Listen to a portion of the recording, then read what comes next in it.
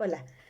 Bien, pues en este video voy a platicarles acerca de los principios generales de las terapias cognitivo-conductuales y les voy a platicar un poco de algunas de ellas, de las más importantes o de las más comunes utilizadas actualmente.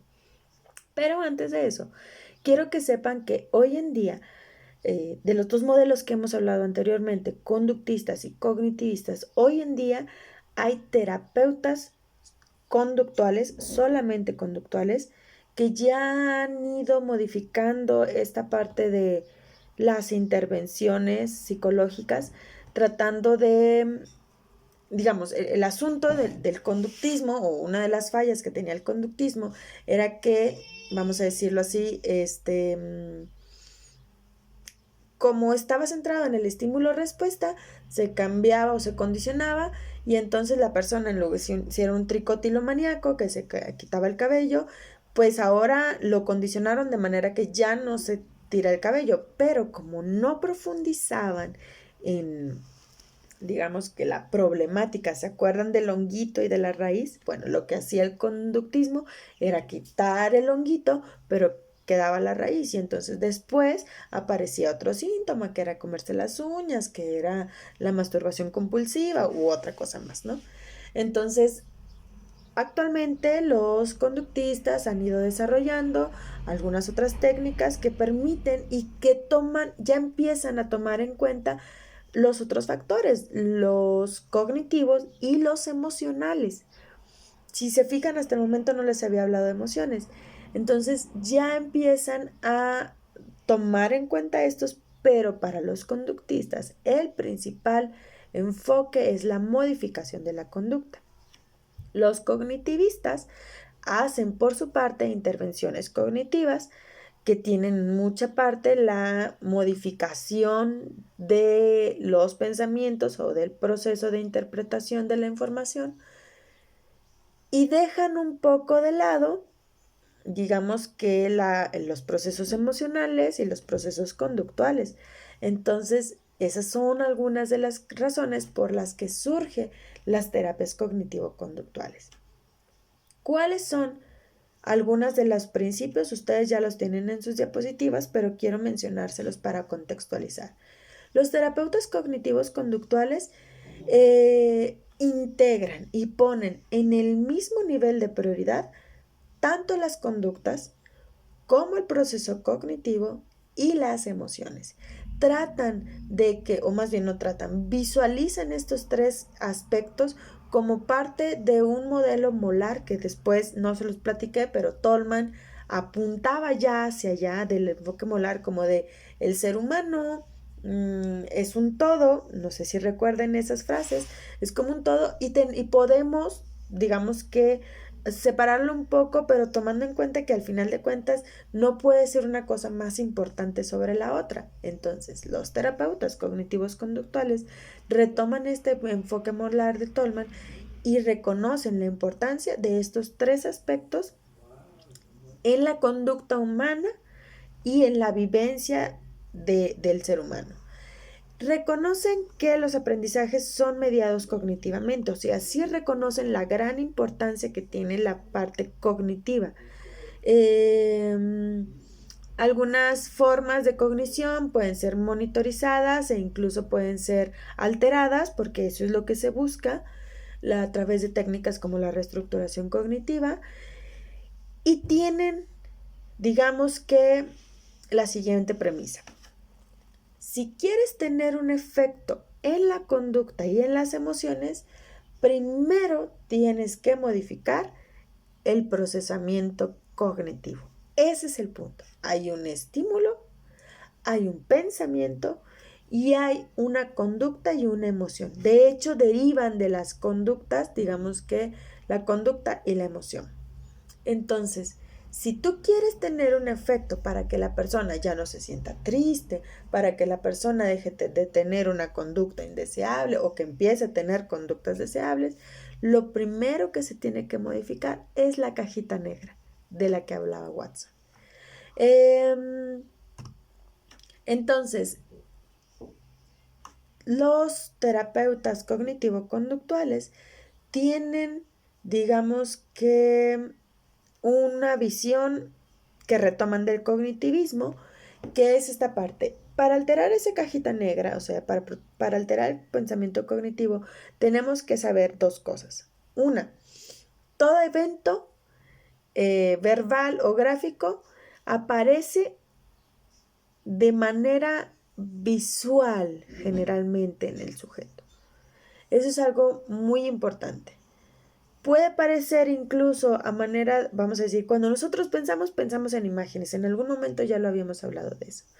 Y entonces la cognición se divide en tres partes, en tres partes, tres elementos.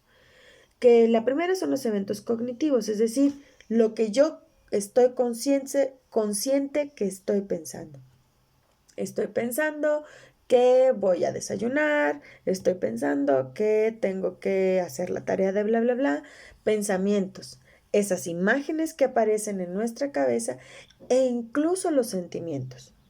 Estos son elementos cognitivos y son los detectables. Por lo general, cuando trabajamos en psicoterapia, estos son los primeros que reportan los usuarios, los pacientes. Luego hay otro elemento de cognición que son los procesos cognitivos. Ustedes ya los conocen, que nos ayudan a transformar los datos, como la atención, la abstracción, la memoria, la codificación, etcétera, etcétera. Eso ustedes ya lo conocen. Realmente nosotros no tenemos mucha regulación en eso. Ocurren autónomamente y están en gran parte relacionados con nuestras capacidades fisiológicas. Incluso, claro, sí se pueden desarrollar, se pueden mejorar, hay técnicas para mejorar, pero por lo general pues ya vienen dados a nosotros del nacimiento. Y está el tercer elemento de cognición, que son las estructuras cognitivas. Son más generales, es decir, a lo que hace rato les mencionaba cuando les explicaba del cognitivismo, las construcciones que nos vamos haciendo. Estas estructuras cognitivas son creencias, son actitudes, compromisos, son construcciones, es decir, la elaboración que ya hicimos de toda la información que hemos recibido a través de todas nuestras experiencias de vida. Estas son las que buscamos modificar cuando estamos en psicoterapia y que son muy complicado de modificar por lo siguiente.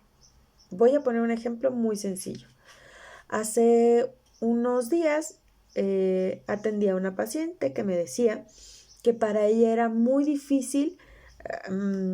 Ella es estudiante de preparatoria en Monterrey. Entonces ella me decía que se le está haciendo muy difícil hacer todas las tareas que le piden en línea por dos cosas. Porque ella, siempre, lo usual era dedicarle tal vez 1 o 2 horas en casa a la tarea y todo lo demás era estar tranquila en casa, viendo la televisión, si acaso ayudarle algo a su mamá, si acaso, porque tampoco es que fuera muy activa en casa. Esas son experiencias que tiene de mucho, mucho tiempo antes.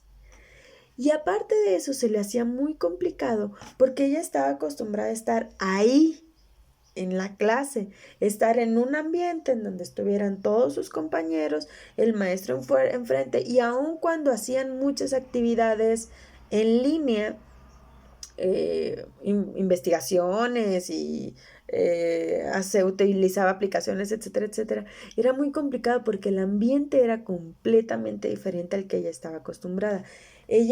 Para ella era muy común voltear a ver al maestro y volver a todos nos pasa, cada 90 minutos nos desconcentramos porque es necesario para el cerebro, y entonces para ella era muy fácil volver a ver al maestro y retomaba, pero en esta ocasión no existía eso.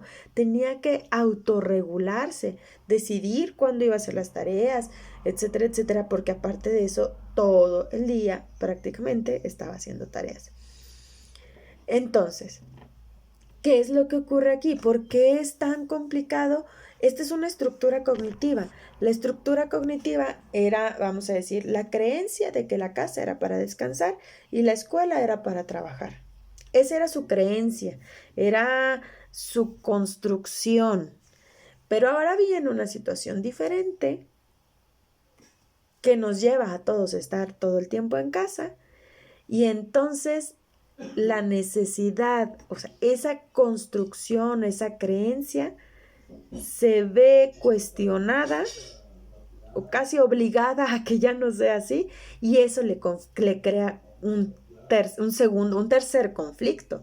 El tercer conflicto es de que las cosas ya no son como ella cree que tenían que ser, ya no funcionan de la misma manera.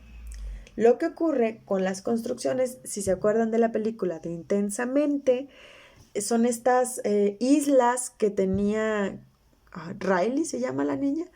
Estas islas que tenía Riley es esto, son justamente las construcciones, las creencias, las estructuras cognitivas que llevan a la persona a actuar siempre de determinada manera ante ciertas situaciones. Se cae una de estas islas y entonces, ¿qué hace? No es que la persona se quede ya sin islas, sin esquemas cognitivos, sino que las esquemas van a ir cambiando conforme se presentan situaciones críticas en cada etapa de la vida. Por eso hay momentos en la vida en la que no sabemos para dónde vamos, porque una parte de nuestros esquemas básicos se sometieron a prueba, no pasaron la prueba y ahora tienen que reconstruirse. Bien, solo para mencionarles, ahorita voy a platicar más de estos, hay diferentes terapias cognitivo-conductuales. Las principales son las terapias de reconstrucción cognitiva, en donde están la terapia racional emotiva conductual de Ellis, la terapia cognitiva conductual de Beck, que son los más conocidos hasta el momento, pero hay más. La terapia de solución de problemas de Surila y Gorfield, la creencia personal de Mahoney, el entrenamiento en inoculación al estrés de Meichenbaum, que pueden sonar como si fueran modelos muy diferentes, pero que en la realidad, cuando un terapeuta cognitivo-conductual los aplica, hace una mezcla de estos para beneficiar al paciente. Todas se pueden mezclar entre ellas, pero lo que no se hace es mezclar cualquiera de las terapias cognitivos conductuales con algún otro modelo psicológico como, no sé, humanismo, psicoanálisis, por completamente no. Entre ellas se mezclan, pero con otros modelos psicológicos no se mezclan. Bien, más adelante voy a platicarles específicamente de la terapia racional emotiva conductual de Ellis.